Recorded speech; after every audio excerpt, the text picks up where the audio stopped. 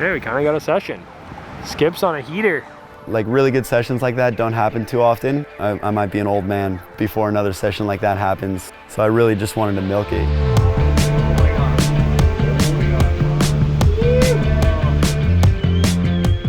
My name's Skip McCullough. I'm from La Jolla, California.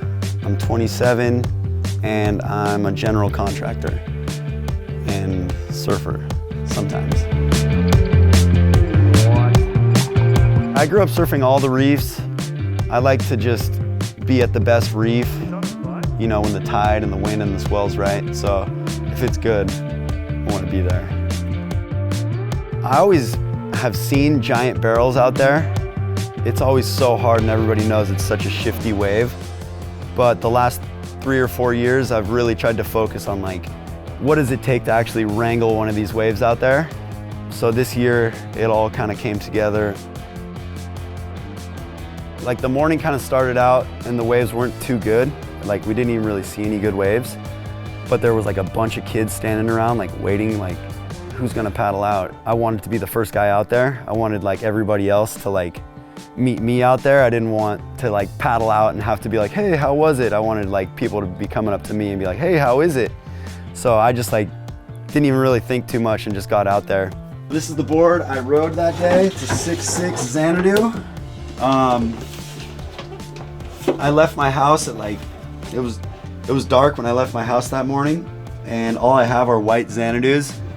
So I got to the beach and this board was not in the truck. That's the wrong board. Hell yeah. That's the wrong board too. What about this thing? Better than shorter. Now then. The moment that I realized that it was going off was after my very first wave. I broke my board in 3 places. And I finally wash up on the beach and I get up on the cliff and I'm just looking out at giant 10-foot barrels just spitting their brains out with nobody on them. And I'm like, oh my God, we're scoring right now. This is what's left of my first wave out there. I was like screaming and cussing. I elbowed the board right there. So that's what that scar is. This piece ripped off on the next wave. Yeah, there was not all like easy, just daisies and rainbows out there. I had to go through like a full mental breakdown before I could get a good wave out there. And then I had to drive home and then I finally found my baby. Yeah, so this is just like my, like we're getting barreled board. Like I don't even know if I've really ever done any turns on this board. Go. Skip again. What? Make that. There's definitely like some local pride, like surfing one of the reefs that I have where I wanted to be on the best waves of the day. And then it was probably my like 2nd or 3rd wave. Perfect peak comes through. What? Make the drop. Oh my God, Skip. Skip. Wow. Yeah, again. Dude, that was like pipeline.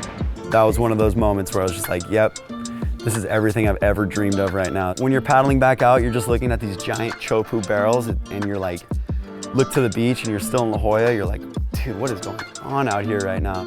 You'll never feel as comfortable as you do at your home break, you know what I mean? So when it's like that, like if you're cold, if you're tired, you're hungry, you gotta just suck it up because it might be a long time before you get another session like that. So yeah, I was cold and hungry the whole time, but you know, I've since warmed up and I've since had a good meal, so you know, it doesn't even matter. So I just tried to milk it as much as I can.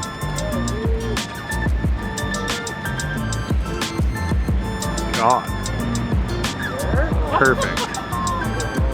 Again.